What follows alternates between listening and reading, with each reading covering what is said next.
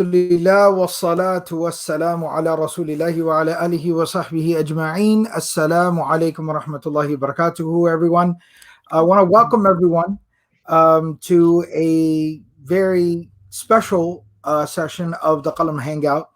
The Qalam Hangout are the programs where a number of our instructors get together and have a conversation about different subjects, different topics.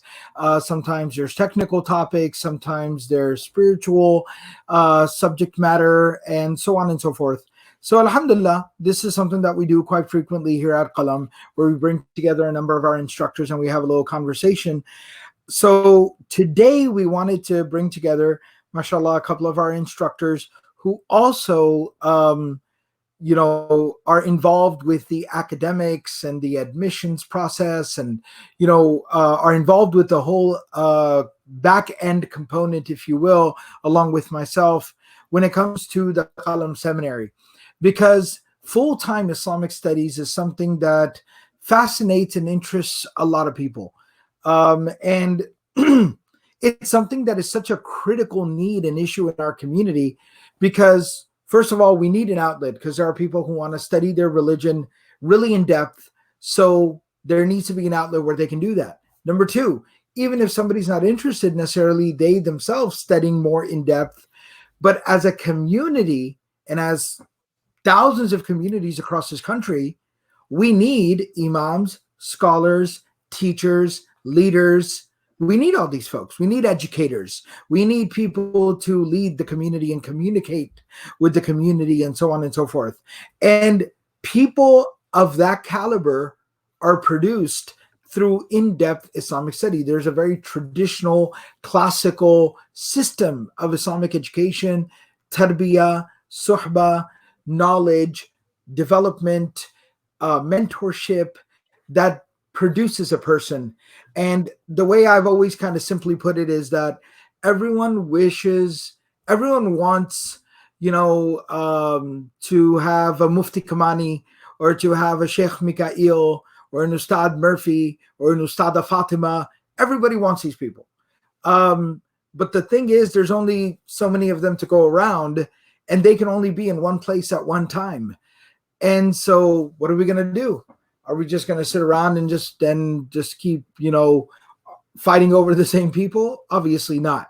We got to find a solution. And the solution is we got to make more of them, right? We got to produce more Ustadh Abdurrahman Murphys, more Mufti Kamanis, more Sheikh Mikaels, more Ustadha Fatimas.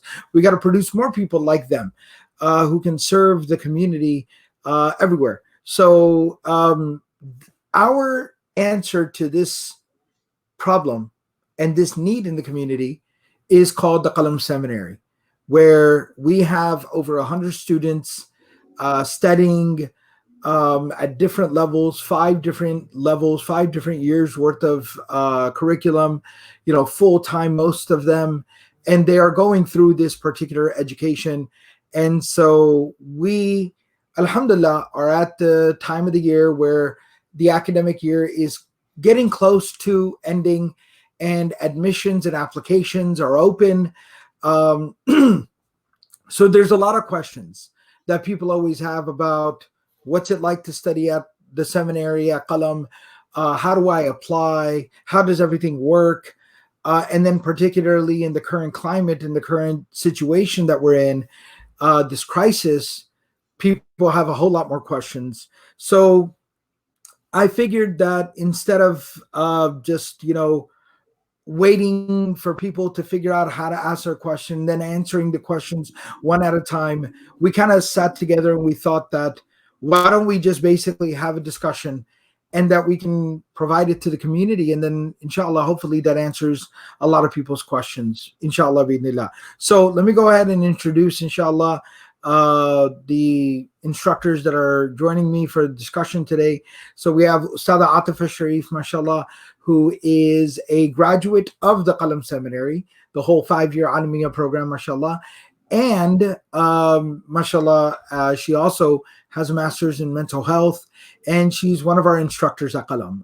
She teaches at the seminary and then also instructs a number of different programs and conducts different programs. So mashallah, she's here with us, and she's also a vital team member of kind of the back end of the seminary as well, where we manage everything from admissions to academics. And then, mashallah, we also have Ustadh Obaidullah with us. Ustadh Obaidullah is the lead of the Arabic program and Arabic studies at Qalam. So along with, again, also being a graduate of the Qalam Islamic Studies curriculum, the Islamic Studies program. Along with that, mashallah, he has extensive experience creating Arabic curriculum, teaching the language of the Quran, and he not only is a full-time instructor at the seminary where he teaches the Arabic components of the curriculum, but even across the board in Qalam, everything that basically has to do with Arabic, mashallah, Ustadh Obaidullah, his fingerprints are all over it, mashallah. So, alhamdulillah. And he also is a very vital part of the back end of managing the seminary as well. So, alhamdulillah, very happy to have them both with us here today. So, wanted to go ahead and kind of get things started. I think Ustadh Obaidullah had something to kind of start us off.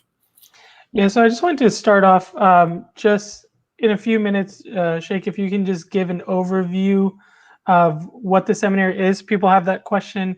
They understand that it's full-time studies, but what does that mean? How many years is it? Just a very quick overview. Absolutely. So this is one of my favorite things to talk about because it's quick over and over again. I know you can go. So yeah. No, I mean, I always also this is one of my favorite things to talk about because it is such an important part of our kind of educational philosophy at Qalam. But at the same time, it's also one of the things that I feel people are the most confused about, right? So whenever they hear about the Qalam Seminary, they're like, oh, so it's how many years of program? It's a 5-year program. Oh, so I have to come study for 5 years? And they're like, no, you can come study for a year. What? But I thought you just said it's a 5-year program. So it's one of my favorite things to talk about, but it's also one of the most confusing things for people when they hear it the first time. So here's the answer to that. All right. The nature of our program, the nature of our studies, our curriculum at Qalam. We're big believers in the fact that education, Islamic education, needs to be available for different people, for different levels of education, that there need to be options for every single stage of Islamic knowledge and Islamic education somebody is interested in. It should not be an end-all be-all, that there's a 5-year curriculum and either you show up for 5 years and you study for 5 years or nothing at all. Nothing at all, right? 5 or nothing, all or nothing.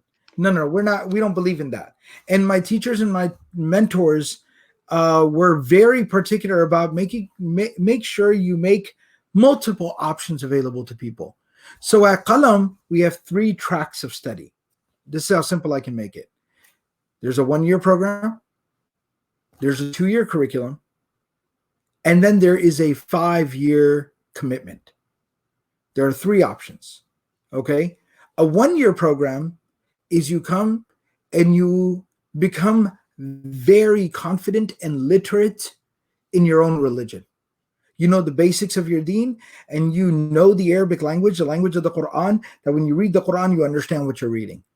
And you have the ability to be able to pick up basic texts and be able to understand the language in the Arabic that they are written in.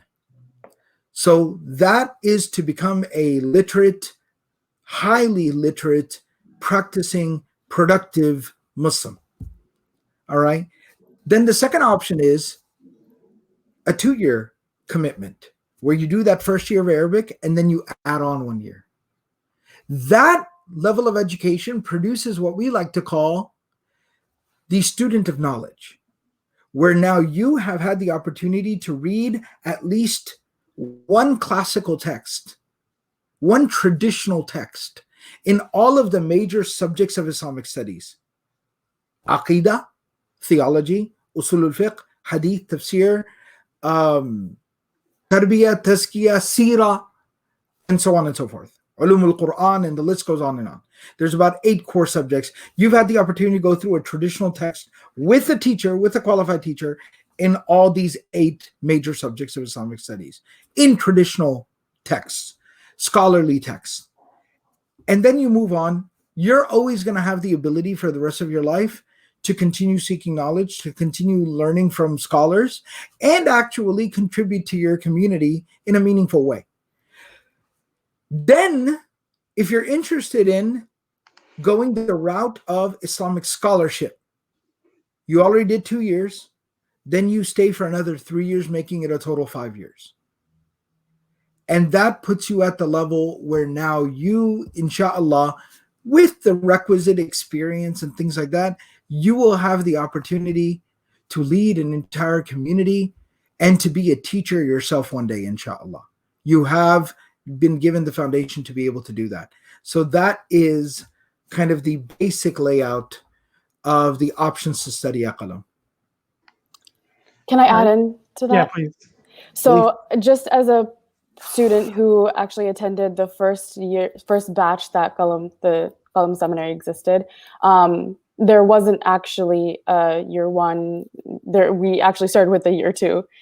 So there wasn't an Arabic year, there wasn't a 3, 4, 5.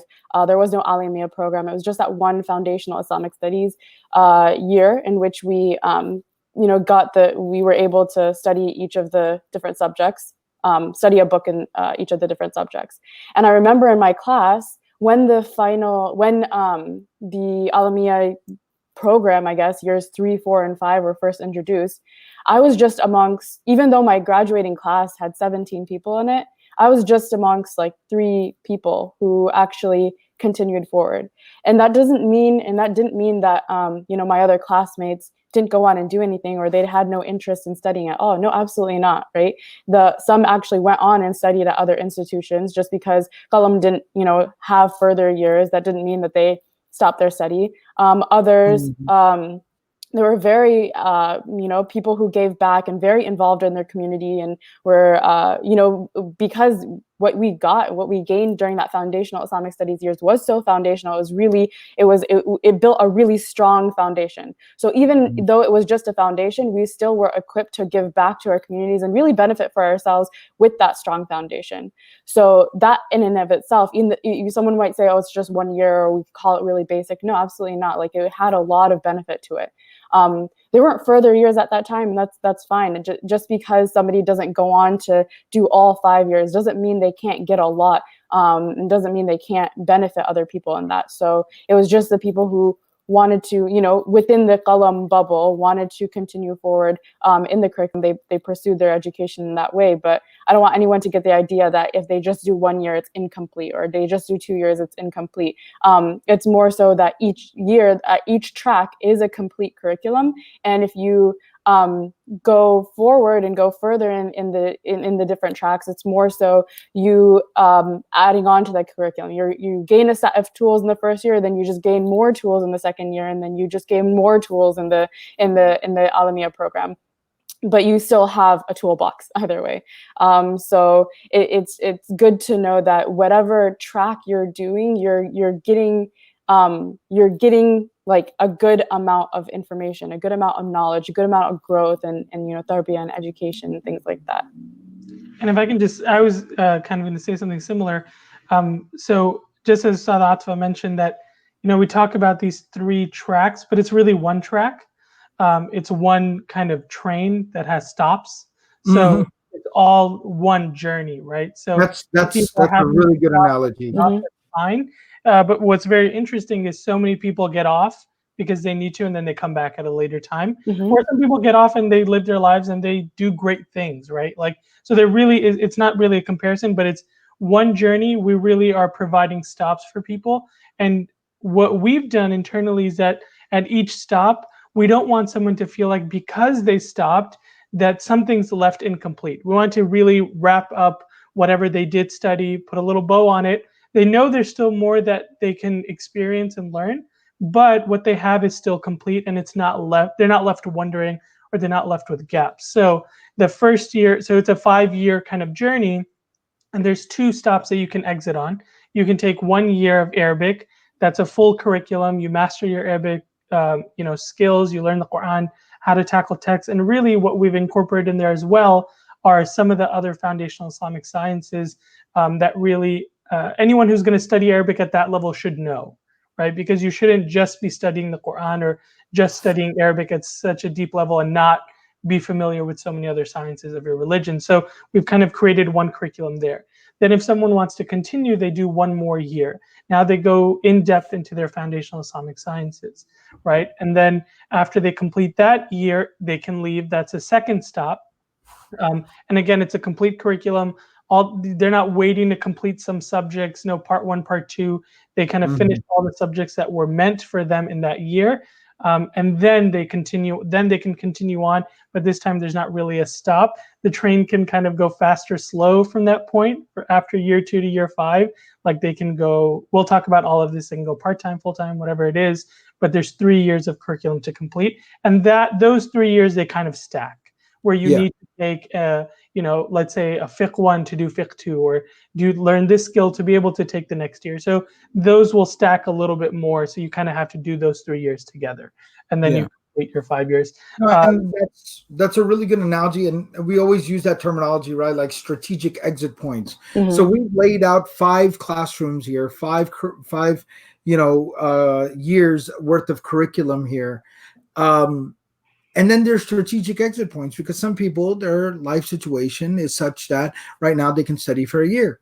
So then there's a strategic exit point after year 1, where, like you said it perfectly, where it doesn't kind of feel like you just kind of like jumped out in the middle of the road. There was an actual stop and you got off there, and it was, you understand exactly what you stepped off with. Then there's another strategic exit point at the end of year 2. And then the third strategic exit point is going to be at the end of year 5. That's true. There's a little bit of a bigger gap there, but that's also just the nature of Islamic knowledge and just what that particular level of responsibility that person will have. It just necessitates that 3 years being bulked up together. And if you speak to any of those graduates, they almost want more years, right? So that's the nature of that kind of. I'm trying to convince Shaykh, still trying to convince him to add in a 6th year. And I'm trying to convince all of our generous donors to, inshallah, contribute so that we can have a bigger campus, because right now there's nowhere to put a class. There is not. The 6th-year class right now, I'm afraid to talk about it because we'll be in the hallways about the pandemic. I don't even want to talk about what our current. The 6th-year class would basically have to be in the parking lot. That's the only place we have left now. Yes. Good thing we have a big parking lot. Yeah. So I think the next kind of question. So that answers what is the seminary, full-time education, many points where people can stop, right? But it's really one large curriculum. Now, the next big question, and we'll answer this right off the bat, and we'll get into details a little bit more later on, is just what are the requirements to get in? And we'll just talk about these at a very basic level. And then when we talk about the curriculum, it'll become a little more clear why those are the requirements, but we'll kind of flow in that way. So I'll start off by talking about the requirements for that first year, the Arabic year, the prelim year, as I like to call it. So the requirements for the full-time Arabic program are that someone can read out of the Quran fluently. And I use the word fluently, and I did a whole kind of workshop on this a few weeks ago. But fluency, well, it's a basic requirement, which is just reading, but the fluency is very important because of the nature of the program and how much we really look to accomplish in 1 year. That fluency, that key word, is really important. They can read out of the Quran very comfortably and accurately. So that's what we gauge for in our assessment. If you can do that, and if you can kind of get through an interview and just kind of tell us about yourself, articulate why you want to study, then usually that's really what we're looking for. So that's really the basic requirement for the Arabic year. And then I'll let Aatifa talk about the requirement for if you want to continue now after you do 1 year, or if you've studied Arabic elsewhere and you want to join the seminary and you don't want to repeat your Arabic education, but you're ready to kind of test out of that first year. So there's a few requirements, but I'll kind of categorize them in different ways. in terms of technical skill that's required, that Arabic fluency is required. So what that means is being able to read and translate classical Arabic, reading accurately, translating accurately, and also fluently, meaning that you're not just like translating like each word individually, but that your flow is flow and translation is good, your reading capacity is good. You know, as classical Arabic, it doesn't have vowel markings on it, doesn't have the harakat on it. So being familiar enough with Arabic grammar and language to know where those vowels go. So that's what accurate Arabic reading is. Of course, you know, nobody's at necessarily 100%. Even I can say from personal experience that up until my 5th year of study, my Arabic was still improving, right? We do test at a 70% level of accuracy and things like that. So just part of the application process is you're given a text to read and translate, and part of it is also, have you studied Arabic grammar before and things like that. So that's definitely part of the admissions prerequisites. And the reason for that is because, just briefly, the books that we read in the year 2 classroom are in Arabic. So without knowing the Arabic language, it's going to be a little difficult for you to get through homework. Then we also have, that's more on the technical level. On the more, more mindset level, we also ask the question as to what your community involvement is, because not necessarily that it is something that is really relevant, like it's not an academic requirement. It's more so that when inshallah, when somebody applies to the seminary, to the year 2, to the Islamic studies, into the foundational Islamic studies year, and they choose to leave, and they choose to, just do that year, they graduate, and then they go back to their communities, there must be an understanding that you are going to, whether you like it or not, you are going to be put in a position of giving back to your community. So the prerequisite for that program, for one of the application requirements, is that how much of an awareness do you have, and how much of a willingness do you have, and how has that been demonstrated through your past experiences? I would almost kind of also say that it's like a little bit of kind of an indirect gauge of just kind of an overall the maturity and the seriousness of a person. And of course there's exceptions to the rule, right? Like if somebody is 18 years old, just finished high school, and they're coming, then we're not looking for a lot of like evidence of a lot of community involvement. Obviously you just finished high school. Then we might more so pay attention to just a referral or the letter of recommendation that you're bringing, right? That your local imam or the youth director in your community or a respected community leader is basically saying like, yeah, no, this is a good kid and he's good, mashallah, and I think he'll be a good student, etc., etc. But obviously if you're a little bit older, you've gone to college or you're done with college, then kind of, I understand every place is different, but just a little bit of involvement on the Islam on campus scene. You were contributing to some kind of Islamic activities on your campus. If you're a little bit even older, you're a working professional, then you were actively kind of helping out and volunteering in your community. More than anything, it's just kind of a gauge of just the seriousness and kind of the passion that you have, because studying Islam is not like studying other things, right? I've known computer programmers, software development people who hate everything about what they do. They just have zero passion for it at all. They never want to talk about it. Literally, like if they get off at work at 5, at 4:59, they never speak about it ever again until 9:01 the next day. Sheikh Suhaib's not here to defend himself. So I feel like a part of him enjoys the job. No? Okay. Inshallah. So relax. We don't need to compromise his work. He loves his work. One of our graduates of Alamiya and also one of our instructors now, Ustadh Suhaib, which kind of, spoiler alert, I'm going to mention it at the end of the broadcast. We're going to be doing a little hangout for an important subject, inshallah. But nonetheless, he has a kind of a career in something related to computers. I don't even know. There you go. There's the picture right there. So, but but the idea basically is that, you know, you can have like maybe a career or an education or a skill set that you're not really passionate about. But Islamic studies is the kind of thing that, and I'm not trying to say there's nothing else like this, there probably is, but Islamic studies is the kind of thing that if you are not really passionate about it, it just doesn't make sense to do it. And I'm not trying to discourage anyone. I would not say don't do it. I would say develop the passion for it. But yeah, you gotta really love it. So it's kind of our way of knowing that you're gonna be a serious student who's gonna pour not just completely commit intellectually and academically to the program, but is also going to spiritually commit to the studies that they are doing. So yeah. I also sorry, go ahead. Yeah, no, that just reminds me of, like, again, being a student in the first batch. You know, if I'm not talking about myself, let's talk about my classmates.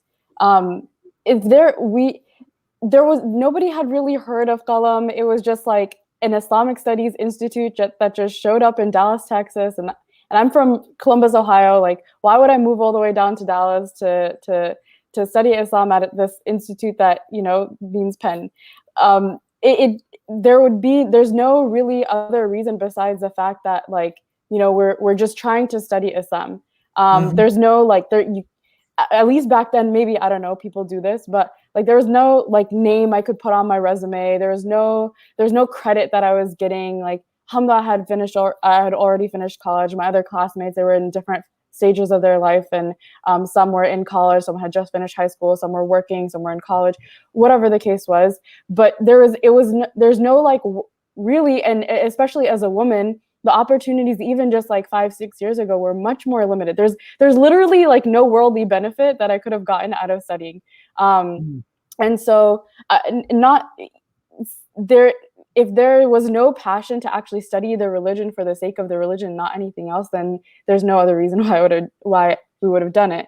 And so I think that's something to keep in mind, that like when we ask these questions, not to, you know, it's not for any other purpose, just besides what Shaykh was saying, that are you serious about this? Like, are you going to do it despite the fact that, you know, right now, actually, Qalam is still not accredited, even though that's something that we are intending on doing, and inshallah, we can work on it.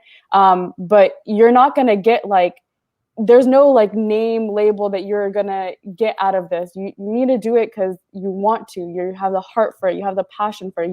You feel like this is something that matters to you, and not for anything else. I also think another interesting thing that question does is we're trying to put students in a position to succeed, and we're trying to put them in the right place. So even if someone is very passionate and they're very excited right now and they want to learn and they want to jump right in, we, you know, at that point, we want to gauge, what have you done in the past? Maybe jumping right into the deep end right now is not the best move for you, even if you're really excited. We want you to study, yes, but we really want you to succeed. If you jump in right now, you know, it just might be a little bit too much than you're ready for. And we have tons of other programs to really, you know, get you ready, or kind of, you know, maybe in a year or two. So we're never looking to turn anyone away. We're just looking to put students in a position to succeed and make sure that they're ready for the program. And if they're not, we'll get them ready. Like we have a lot of other things. Not even, maybe it's not the Arabic program. Maybe there's just, alhamdulillah, so many things that we offer, so many intensives, so many different things to get people ready. And we want to channel that excitement for them to learn, and we want them to learn. We don't want to ever turn anyone away. So I don't want it to kind of come off in that way. It's really just to make sure every student that is accepted is ready to succeed, you know, and we want them to succeed ultimately. I'm sure that's like, and going all the way back to the very first class, the very first batch that we had for the Islamic Studies certificate program, which is basically like a 2-year commitment at Qalam now, that Ustadha Aatifa was a part of. She was basically just kind of referring to that, and I look back to that and I can see the whole class in my head and remember every single student in the class, and I can say with certainty each and every single person in that class kind of embodied and had that element where they were so serious and passionate about their deen and their commitment to deen that everyone had some kind of previous and prior engagement with some kind of Islamic studies or Islamic work. It was one or the other. Either somebody had very seriously already studied to a degree to be ready to come study at that program, which is basically what is now currently our year 2 curriculum, or they had been very, very active already in a number of different arenas, participating in Islamic activities and community work or volunteer work or whatever the case was. So it just it ends up being one of those things that, again, is not directly academically linked, but the two just end up going hand in hand. Lazim malzoom. All right. Sorry, did you yeah, I was going to say just what you were saying. I'm sure you have a lot of even just personal experience going back to people just wanting to come. My policy, at least being a part of the admissions team, and I know this is something that Ustadh Obaidullah also feels about as well, that we want everybody to come to Qalam. We want everybody to benefit, just like how we benefited from. But being in the best position to succeed, being in the best position so you can be successful in the program is what we want more. It's not worth it for anybody if you are in a program and you haven't met the prerequisites and you're just simply not ready for it. And then now you're in a year that offers so much. It's such an intense environment. It's offering so much. And like we said, it's no joke that we cover all of the foundations of Islamic sciences in 1 year, right? That's not that's not a very simple thing to do. So if you're not ready to be able to accept that, then this year is going to be miserable for you. And you could very well also be turned away from studying. And so we never want that to happen. So then as part of admissions, when we say, I'm telling you as my policy as admissions, that if I ever, if the team ever puts out, we aren't able to accept you for this year, this is the stuff that we want you to join. This is something that we feel you definitely should be a part of, but work on certain things and then apply again. It's very sincere. We crafted that message because it is so sincerely that we want you to come. We just want to make sure that you can be successful when you come. And so don't take that as an off-putting, these people are just whatever, that no one, that Islam is not for me, or their application requirements are too high or whatever. That's not the case. We want you to do the best that you can in the program, and therefore we're trying to make that happen. So, take that for what it is. Yeah. Absolutely. All right. So I know that there were some other kind of questions and particular kind of thoughts that we wanted to get to that folks oftentimes inquire about. Yeah, so the next thing, a very kind of basic question that follows this is how does someone apply, right? We just talked about the prereqs, and just to recap the prereqs, because I think we kind of went a little long, but just for the Arabic year is being able to read the Quran fluently, just reading the Quran, no translation, nothing like that. Just open a Quran, read it. If you can do that fluently with confidence, that's the technical requirement. There is an interview and all that other stuff. And then if you want to test out of the Arabic year and go into the second year of the Foundational Islamic Sciences, then you have to prove that proficiency in Arabic to be able to read in Arabic texts, because traditionally Arabic texts don't have vowels. So you have to have an understanding of Arabic and the language of Arabic to be able to vowel properly. That reflects your understanding of grammar, and it'll speak to how well you can translate what you're reading. And you need that because all the texts in that year are in Arabic. So those are the two kind of major technical requirements. And then if you want to apply, then you go to qalamseminary.com and fill out an application. And over there, you'll be prompted to either apply to the Arabic year if you haven't studied Arabic anywhere else. If you have studied Arabic elsewhere and you think your Arabic is at a level where you want to test out of a year of study, and we don't want to waste anyone's time either. There's been situations where we ask students who get into the Arabic program and we're like, maybe you don't need to be here. like we assess that very early on. We want to make sure everyone's exactly where they need to be. So if you think you can test out of it and save a year, we'd love for you to do that and test into the second year. Then on the website, you'll just kind of click the application for the second year. So you'll kind of decide where you're applying. And also, if you don't know where you're at, we usually encourage people apply for the second year if you think you've studied enough Arabic, and they'll tell you if you didn't get in, that's okay. They'll push you to the Arabic application to the first year. So basically, to apply to come into year one, you got to be able to open up the Quran and be able to read it pretty decently and fluently. If you want to skip a year and go straight into year two, you're going to have to be able to pick up a classical Arabic text. Okay. You're going to be able to have to pick up a classical Arabic text right there. I could screen share. That'd be a lot more professional thing to do. But it's too late in the day and I'm fasting and I don't feel like doing that. So I'm going to do this right here. All right. So you got to be able to pick up a classical Arabic text and you got to be able to read it pretty decently. I've worked a lot with, our academics team on the standards here. You got to read it with at least about, 60, 70% accuracy. And you got to be able to translate at least half of it. And so it means you got to have a pretty good idea about what you're doing there. There's some room for improvement, but you got to have a pretty decent idea. Like you got to be competent. It can't be the first time you've ever looked at something like this. And then you're just like, yeah, I have no idea what's going on here. Then you're not ready then, but we still got options for you. You're going to study in year one, inshallah. That's just the only thing. And the other thing I wanted to say is now there's kind of a leap there, right? To come into year one, you just got to be able to pick up the Quran and read it pretty fluently. Like you got to read the Quran like that. All right.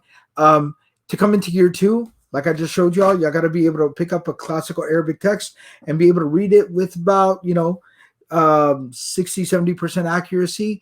And you got to be able to translate most of it, right? At least half of it and preferably most of it.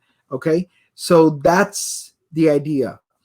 Now, the gap there that you see there from going from just reading the Quran by looking at it to getting to the point where you can actually read Arabic text and translate it, that gap, it sounds like a pretty big gap.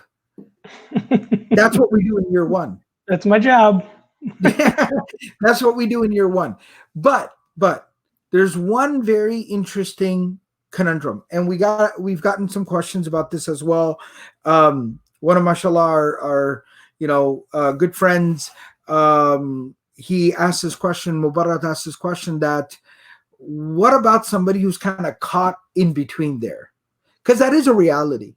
Like you've learned enough Arabic to where, the first 3 months, maybe 4 months of the Arabic program would just be redundant for you.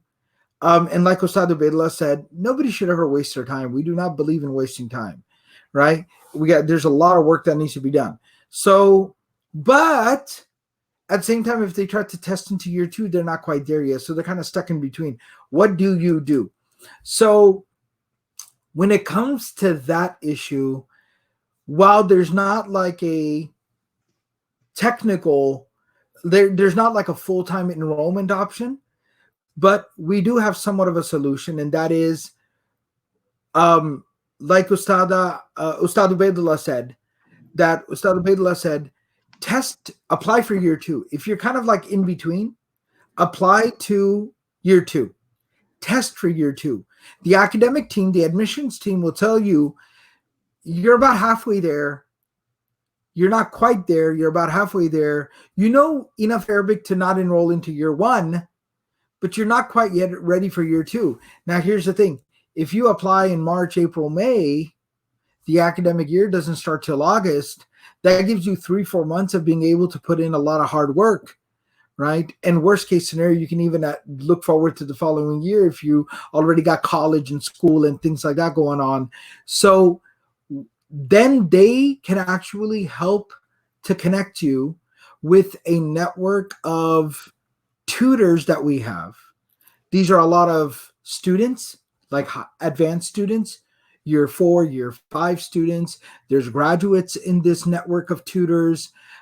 These are basically folks that you can set up an arrangement with to receive regular reading practice and tutoring, to develop more proficiency in your Arabic. So we can connect you to that network of tutors, and inshallah, you'll be able to get there. But those are the 3 things that I would say.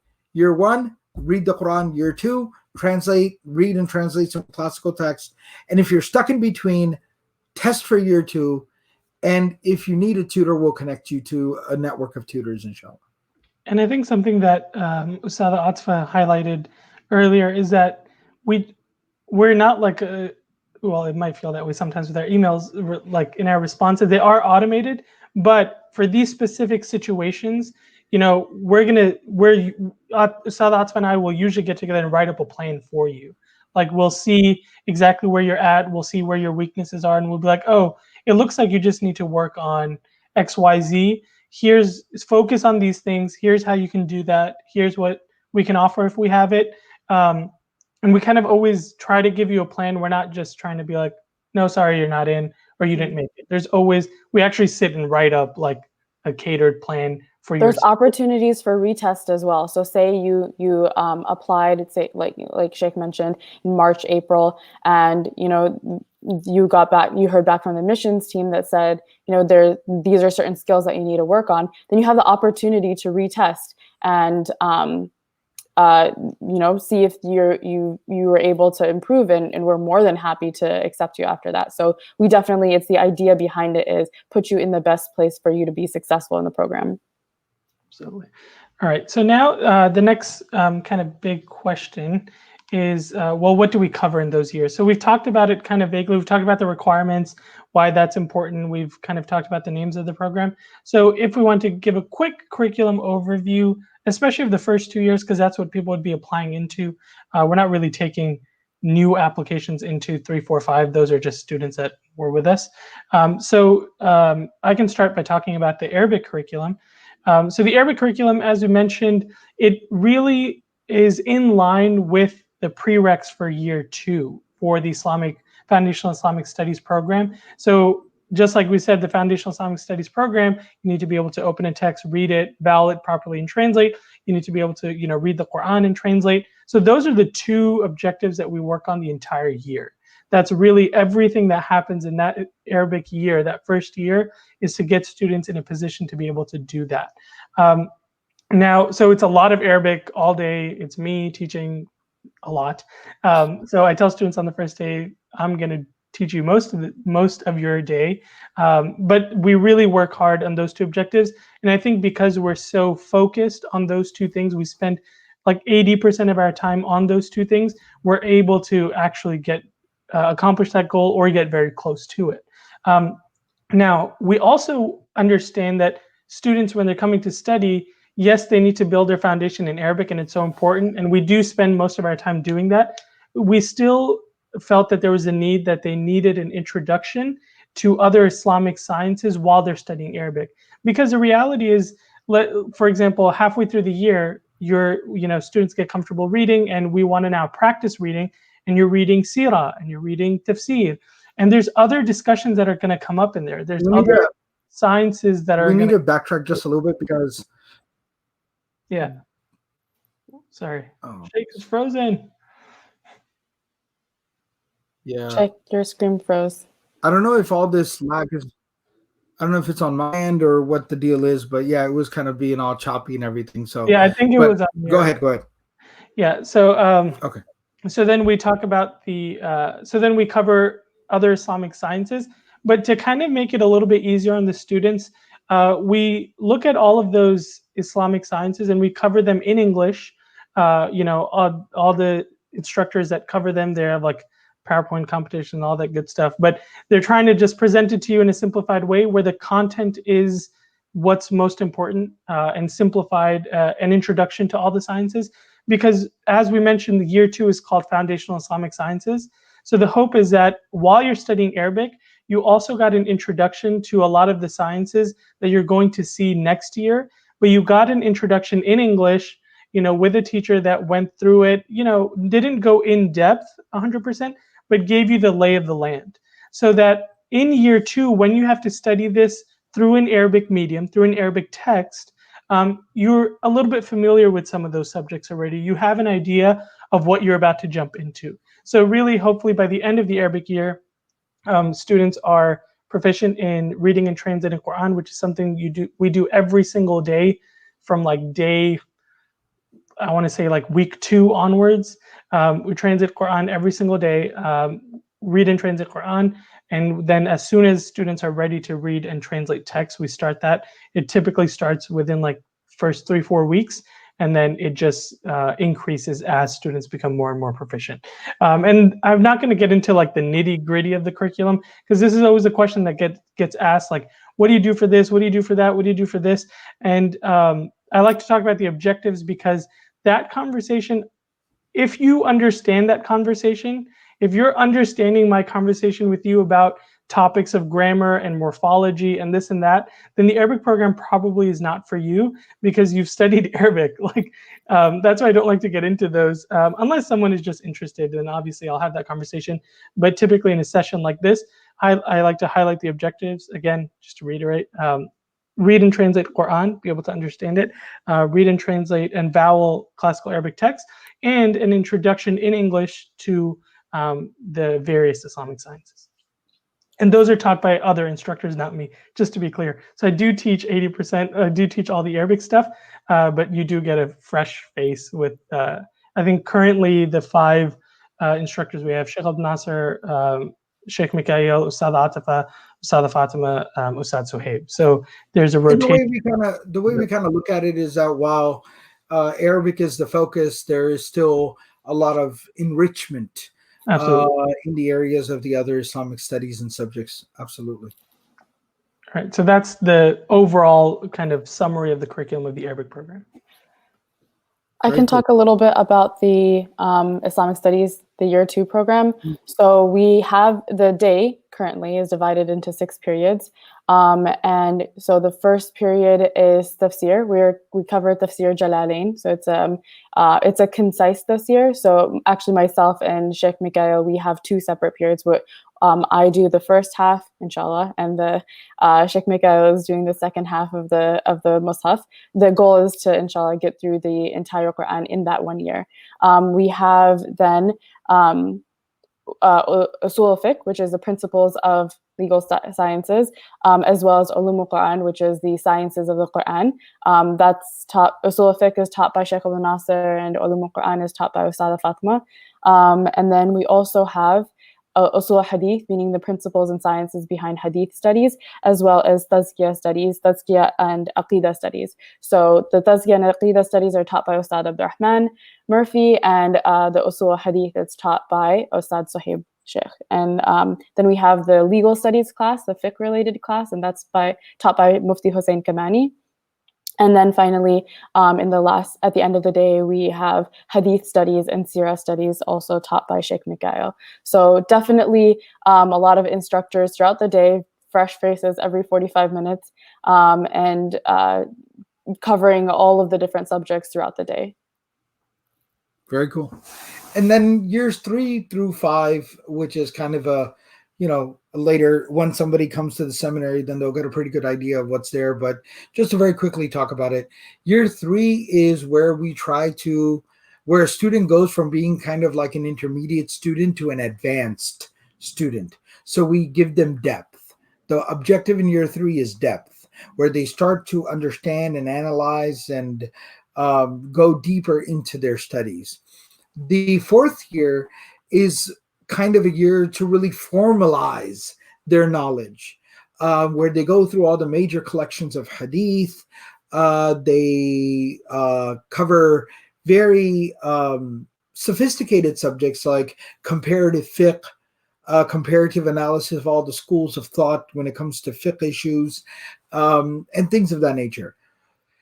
And they also learn things like, they start to become acquainted with things like, research methodology and, things of that nature. In the 5th year of the studies is kind of like graduate studies.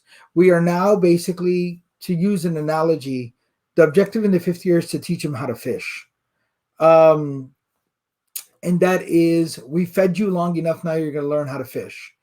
And the 5th year is comprised of a few things. Number one, they are taught research methodology and how to formulate a formal answer to an Islamic inquiry, whether that inquiry be legal, theological, technical, whatever the case may be. So they receive 100 inquiries and formal questions that they have to write formal responses to. Along with that, there are basically what we've identified as the most advanced texts in the different respective sciences, and they basically go through those texts where it's now seminar style, where they teach, they explain. So every week when I have class with them in a very advanced hadith tafsir text, tafsir Baydawi, every week a different student, for every class there's a different student that's assigned who basically has to present. And they go through that, and they focus a lot on writing and research methodology. So alhamdulillah, that's kind of a quick overview and a snapshot of the objectives within, the last, the years 3, 4, 5, I guess is what I would call it. I also had a little bit of a question I wanted to kind of drive the conversation in, if I may. So we talked about, our layout. What are some of the admission requirements? What do they learn? What are the objectives of it? Now, when we talk about studying at Qalam, obviously it all begins with an application. So you can go to qalamseminary.com. The website will guide you through the process. It is very easy. It is very smooth. It is very nicely organized and arranged, if I do say so myself. But I do not say so myself because I had nothing to do with it. It is, mashallah, these brilliant people that you see here, Ustadha Aatifa, Ustadh Obaidullah, Ustadha Fatima, Ustadh Suhaib, and then, mashallah, our brilliant people on the back end, on the programming and website end of things. Mashallah, they've all come together and developed a very straightforward, but yet a very thorough application process. So you'll go there and you'll apply. All right.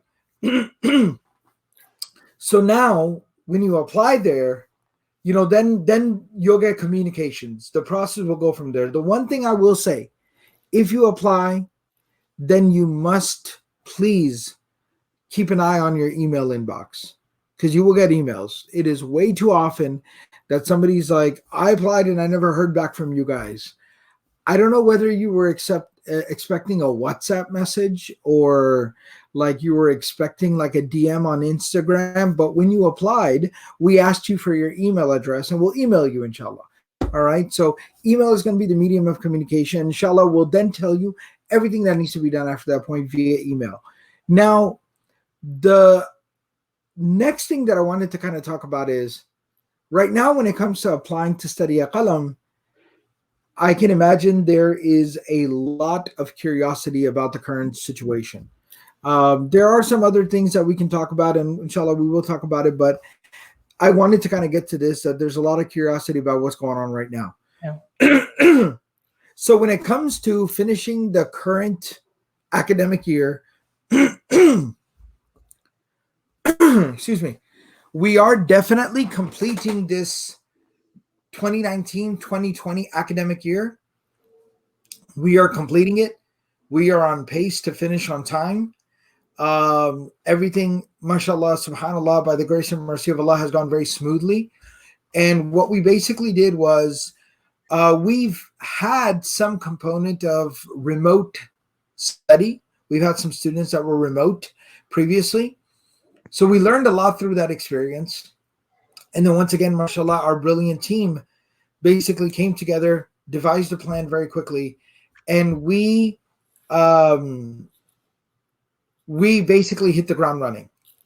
We did not miss a day of class. Everything has, alhamdulillah, gone on very, very smoothly. So to answer the first question, we have been able to finish the current academic year.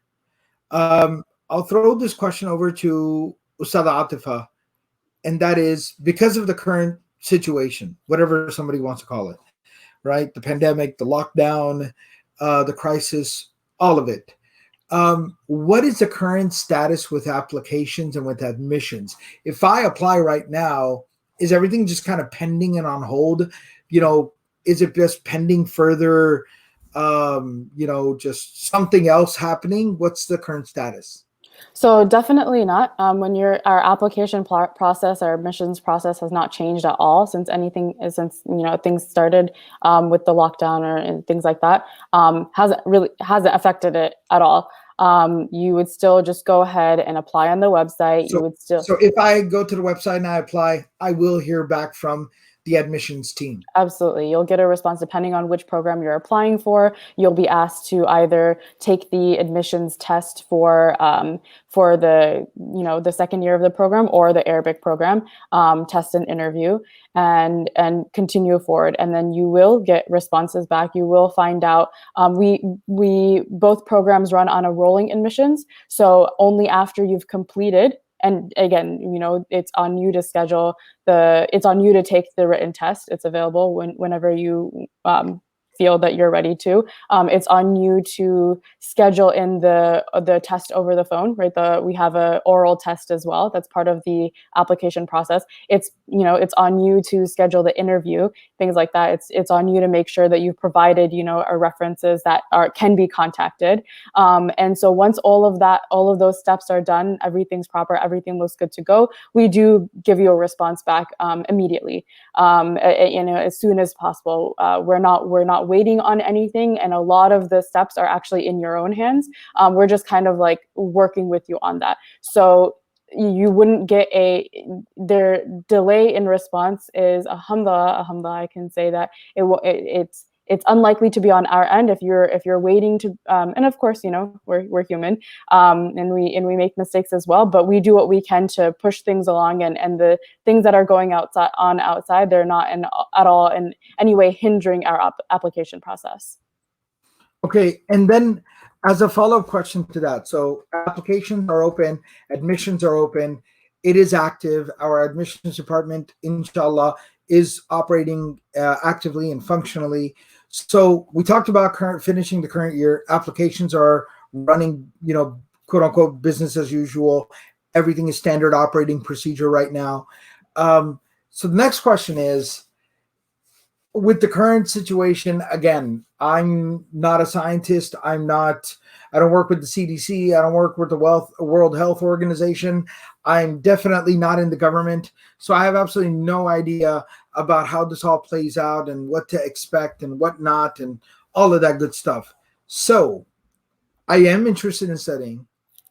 So what is the thought process about the fall? What's going to happen in the fall, Ustadh Obaidullah? So I think what we're all going to work and teach, inshallah. The seminary is going to continue. We don't have plans to not continue teaching the following year. Now, what that year will look like, so to answer the question first and a quick way would be, yes, there will be Qalam Seminary classes, all the classes in the fall. That it will happen. Now, what that will look like, I don't think anybody can really answer that question right now, and that's something that we're assessing, daily, and we won't know if we're able to, safely have class again in person. We will. If we're not able to safely have class in person, then we will have class online, just as we did with the remainder of this year. So there's no scenario where you took a year off or you took a gap and you applied and you got in and you didn't get to study with us. We're still going to have we're going to continue teaching. We're going to continue doing what we do, and inshallah. And whether it's in person or online, everything is changing so much on a day-to-day basis. So that we're just going to keep applicants updated as we move forward. But right now, I don't think anybody knows what the fall looks like. But if we can go, if we get the green light, if it's safe, we all want to be back in person and be able to see each other and see our students. Yeah, and I think that's the main thing we want to communicate to people, is that we're working towards, and we are completely prepared for, inshallah binillah, resuming full-time classes, the whole 9 yards, the whole experience of studying Islam, fully and properly and traditionally. we are working towards, hoping for, and prepared for resuming that in person in the fall. That is our hope. That is our intention. That is our objective. At the same time, though, we also are working very, diligently to have contingencies planned out in place so that if there is any, issue at all, we are able to continue to have studies remotely, online, whatever you want to call it, distance learning. And I want to add, like, we're also working on how can we, if we have to do that online, how can we make that, the best possible classroom setting, learning environment. And I think some people would be like interested to kind of even, learn about the fact that, even the method of instruction that we use, the technology that we use, the method of instruction that we use, it's very open and free flowing. It's not like y'all watching this broadcast right now where it's one directional. Everyone's in kind of a digital classroom together, and everyone's able to interact with one another. That's one thing. The other thing is that even remotely, we have these what we call suhba sessions, where every single academic day of the week, Sunday through Thursday, after school, there's some kind of an opportunity for students to interact with one another, and there's instructors there as well, so that there's a little bit more of a laid-back discussion atmosphere as well that is facilitated. But as I was saying, we are working towards being in person, resuming normalcy, if you will, and we're prepared to continue to operate in this kind of a reality. And we have also started to put in a lot of thought into maybe there's some kind of a hybrid kind of model where, it is starting to ease up and some students are able to come back. Maybe we have to limit number of students. Maybe some students are not able to come back yet, but will come back a little bit further into the academic year. So then we're kind of going to be operating on a dual basis. We're going to be both on-site and online simultaneously, and we're figuring out all those systems. So that's to very kind of, specifically answer the question about, what's it looking like for the fall? What can I look forward to? So now, one other question I had for both of y'all is that given the current situation and the new realities and, just all the unknowns that are out there, we've also learned a lot about how functional online studies can be when done properly and when done strategically. And we almost don't prefer to even call it online. We almost kind of call it like remote, because online kind of has this connotation like this program is online, but you're just watching it on Facebook. You're not watching a class on Facebook, right? You're like a student. So we've also understood and realized that there's going to be a lot more need, and we need to facilitate more people being able to study at the Qalam Seminary remotely. So starting with year one, because that's obviously the entryway into Islamic knowledge and Islamic education, Ustadh Obaidullah, if you could kind of talk about, and I'll state the history. Previously, we have been very adamant about the idea that year one, we do not offer it remotely. We can't do it. We don't want to do it. We're not doing it. That's pretty much been our logic and our rhetoric. But you learn. You live, you learn, and you grow. And so we've learned a lot. And so, Ustadh Obaidullah, what's the thought process about year one if somebody wants to do it remotely? So, inshallah, this is a question, as Sheikh mentioned, we get all the time. And that is that I'm not ready for year two. I don't have Arabic. I need to take year one. I can't move to Dallas. I can't do all of that. So is there an online option? And we used to say, well, there isn't. You cannot take the full-time program, full-time Arabic course online. It doesn't exist. And really that's strategically done. But now we're seeing, and we've always said, we're always looking to offer it to more people. And if we can do that effectively, where people actually learn and accomplish the goals of the program, then we would do that. And, this situation is kind of maybe accelerated that and pushed us in that direction. And so inshallah, starting this fall, we are accepting students to study in the full-time Arabic program online. And that's not something that we offered in the past. But I do want to make one thing very clear, because another question that comes up is, can I take it part-time? Can I just do half the Arabic year and not finish it, or do it over 2 years? And that's an option that still does not exist. So you can do it online or distance, but you have to be a full-time student. So you have to be able to dedicate to the whole program, because the Arabic year is not really split up in a way where you can just take a few periods and leave others. We're kind of just taking baby steps from the beginning together, and we just keep chugging along every single day, taking small steps. So it's really just kind of a single unit. And that's also why I teach all day, because I'm just taking you along step by step till we get to the end. So it is inshallah going to be offered online. And I want to use the word beta because we are doing this for the first time. So we want to make that clear as well. Of course, we're working hard and we have full intention to make it the best learning experience possible. But we know that there's a reason we held off for so long, because we felt like in person we can really work and accomplish those skills. And we don't know how well we can do that online, but we're ready to try it, and we're ready to really, figure out a way to make it work. But it is a beta program, inshallah, and you'll see online, how many students we'll be accepting and things like that. But all that information will come later, inshallah. Awesome. Yeah. So basically, that pretty much summarizes it. That, inshallah, for the first time through Qalam itself, the year one curriculum, which is 80%, developing classical Arabic skills, the ability to read and comprehend and understand and translate, that full curriculum, the full-time curriculum, is actually going to be available for people to be able to do remotely. And so we're super excited about that. Definitely over the last couple of months, we've learned a lot about that particular process. So we're really looking forward to it.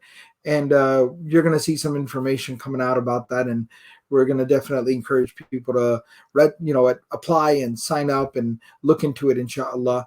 Now, for year 2, 3, 4, 5, okay?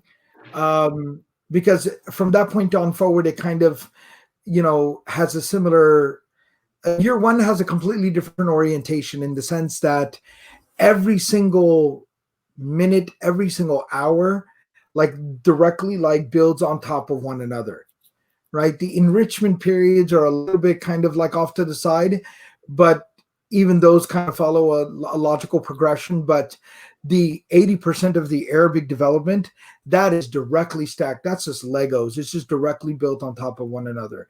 So you can't have something here and then something there. You're going to have nothing. But years 2 through 5, you have dedicated subjects. Here's a tafsir class. Here's a hadith class. We're reading this fiqh book. We're reading this usul book, etc., etc. So when it comes to that, what does that basically look like? Is if I can't come to Dallas, I can't be there in person, what do my options online remotely look like, Ustadha Aatifa? So alhamdulillah, it's been something that we have instituted as already part of our program. Actually, the beginning of this academic year, last summer, was when we really established it. Actually, I think it was the year before. But that was something that was already intentional since the program started. It's not that we're doing a quarantine version, or we now had to figure it all out in quarantine. But it's been part of the program. So the idea is we on the back end, we've even administratively had dedicated staff and people who just take care of that. Yeah, absolutely. And so like Shaykh was saying, it's less so in the years 2 through 5, less so each class needs to build off of each other. It's more so these are periods. So definitely the online aspect exists. You can completely take the program online. In the case that we're things don't change really, we'll all be taking it online. But in terms of that part-time option, that definitely actually does exist for years 2, 3, 4, and 5. So you would just pick the periods that you can take, and you would go ahead and be enrolled in them. A lot of people ask, which periods should I take? What are the recommendations? From experience from our teachers, the recommendation is always whatever you can do live, that's what you should do, right? And also, like we just tell people, when they're worrying about like, but what classes am I going to take first and then second, and then, so we just say, go ahead and apply, and we actually are able to then have a consultation. It's almost like, just like when you apply to a university or a college and you have an appointment with an academic advisor.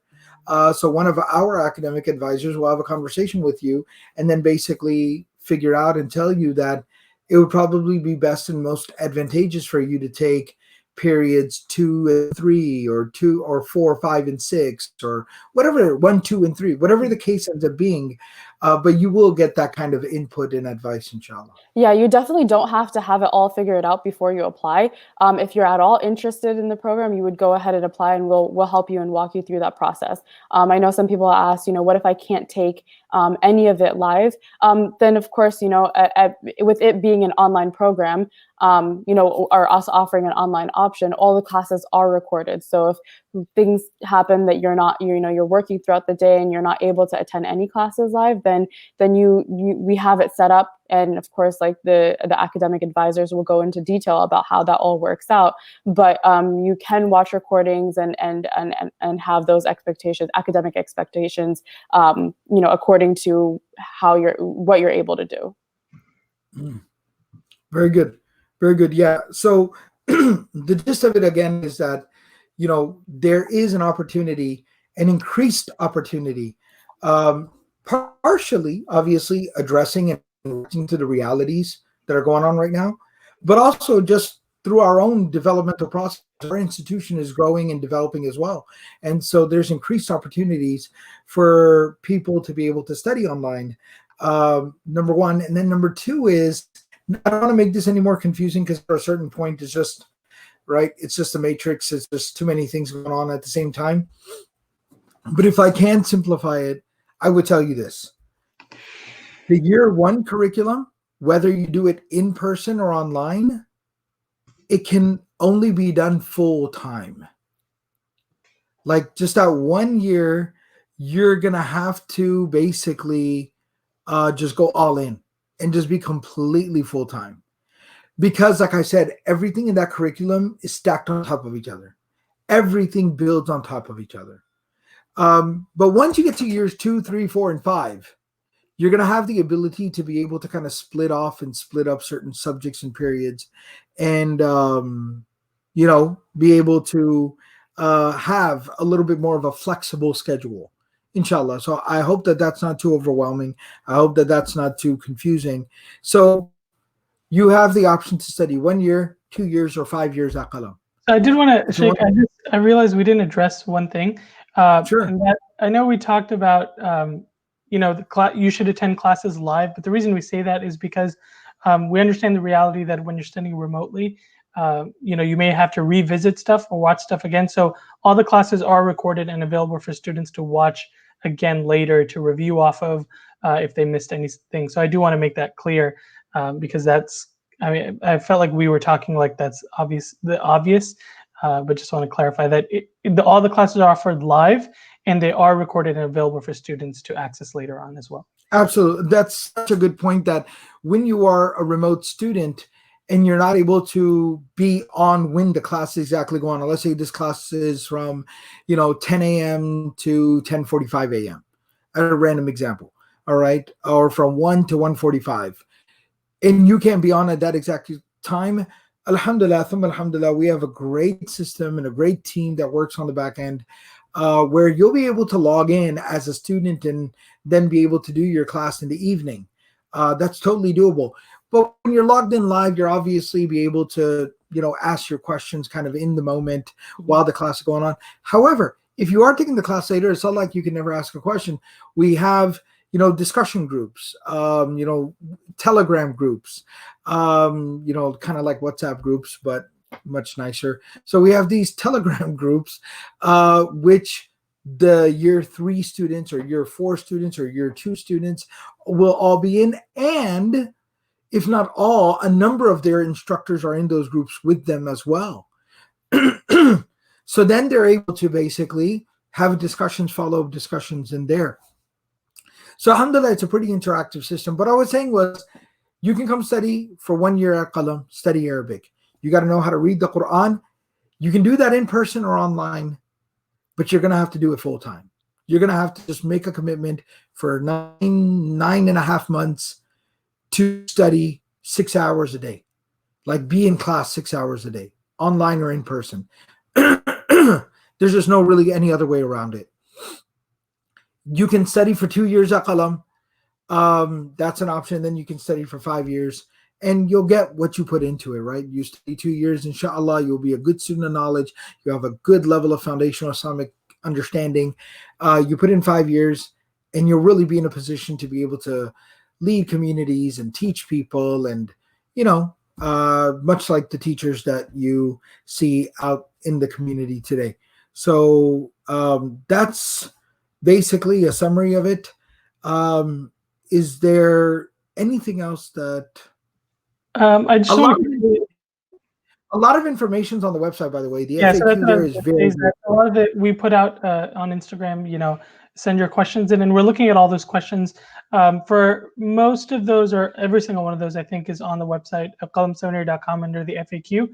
Majority of those questions will be answered. Anything that needed a little more explanation, we addressed in this broadcast. So I think we've covered all the main things. Yeah, and I saw somebody asking the question: is there an option to study online full time?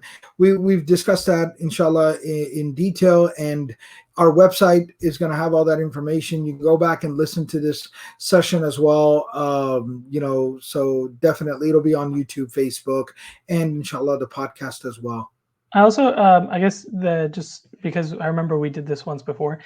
So if people are interested in learning more about just the Qalam Seminary and the history of it, we did a long, similar, I guess this one's really long now too, but we did an 1.5 hour podcast episode last year.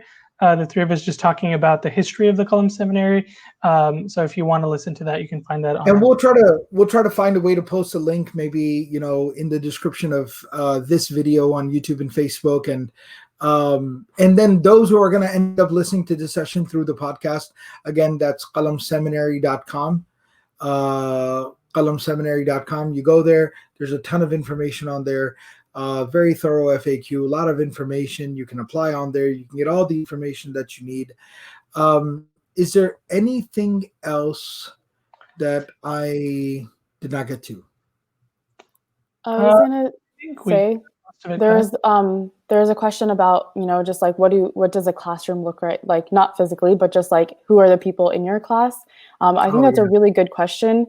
At least we have that prerequisite, or we have that general requirement for both Arabic program and the first year. Just in general. Study at the seminary.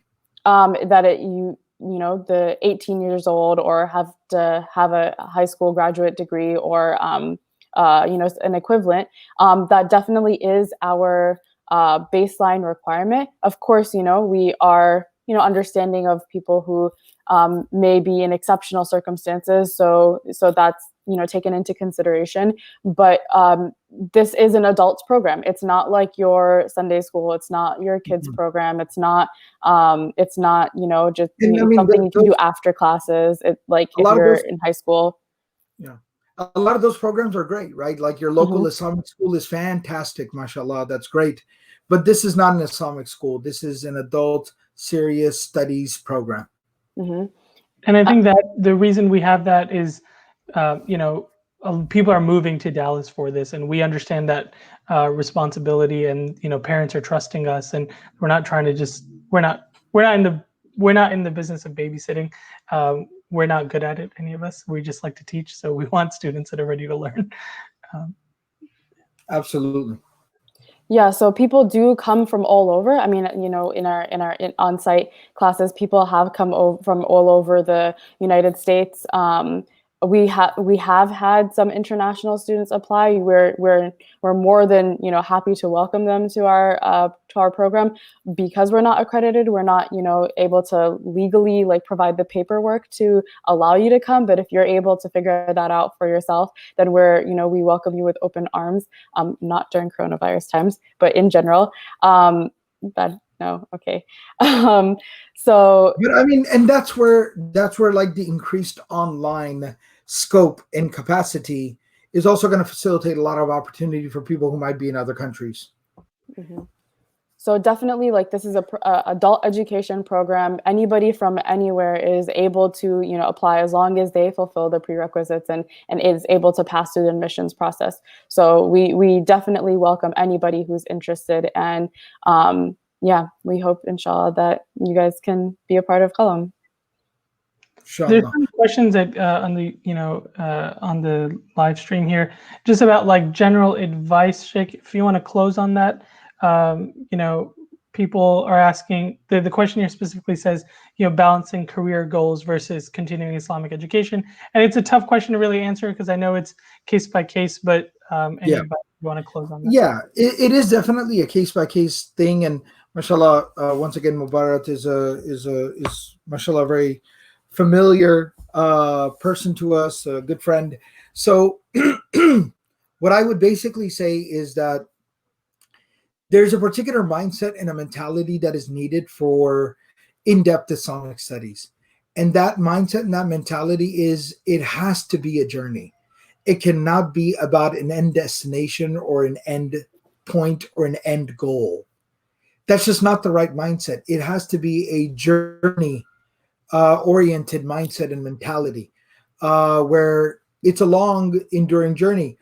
I won't say specific names because this is being done in a public forum and it's for public consumption, and I don't want to put people's personal business out there. Different people appreciate different levels of privacy, but the individual that I consider the most dedicated student that has ever studied at Qalam has been studying at Qalam since 2013. And is still studying at Qalam. And that's day one of the seminary. Yeah, that was day one of the seminary. Just to be basically clear. From day one of the seminary till still right now. I was just teaching a class, and that student was in that class earlier today. And the reason, somebody might be saying, but I thought you have 5-year curriculum. Well, because what that person did was they did all of the year one curriculum, even prior to that, all in 1 year. They did the year 2 curriculum all in 1 year. But then due to the person's just kind of life circumstances and things like that, the years 3 and 4, that particular student split it up into like almost like 3 years each, and just does 1 or 2 subjects a year, so that as the questioner is asking, they're able to manage it with all their other career or life or family or whatever somebody's situation, health. There might be health circumstances, whatever it is. So it's a very journey kind of based mentality. And we really haven't had a student complete the 5-year curriculum who really kind of parsed it out that much. There's a couple of examples of some people who kind of, you know, took a little bit of extra time here and there a little bit, but nobody who's parsed it out this much. And the reason why I say that is not because I'm not saying it's never happened, it'll never happen. No, I'm saying it because I am so eagerly looking forward to the first person who completes our 5-year curriculum in this kind of spread out kind of like methodology. I'm almost like excited for that moment because it's so powerful. It's so powerful. It illustrates and demonstrates the idea that Islamic studies, ilm, is a journey. And who cares if your journey took you a little bit longer than somebody else's? But maybe the quality of your journey was superior, right? So it's something to think about, but that's the overall mentality and mindset. And I wanted to add something to that. You know, it was so many times we talked to students at the beginning of the year and what got them there. And there's always, so many students talking about like overcoming obstacles, or they just didn't think it was going to work out, but they just applied. And this is something that I tell anyone who comes and talks to me. They're like, I'm not sure I have XYZ. I tell them to just apply. It's free.